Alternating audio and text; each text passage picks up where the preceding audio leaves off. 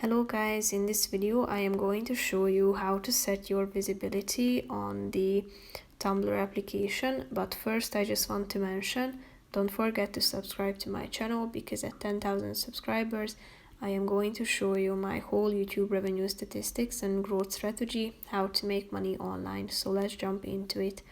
First of all, open the application on your phone. Then you should tap on this last icon down below and click on settings option in the upper right corner.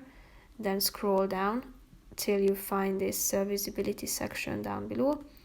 Here you have two options, such as hiding yourself from people without an account, so it will be only viewable to people that are logged into this application. So tap on this button next to it to turn it on, and the last or the next option is hiding yourself from search results, so it will be hidden from Tumblr searches and from external search engines like Google or Yahoo. So that's pretty much it for this video, guys. See you in the next one. Bye bye.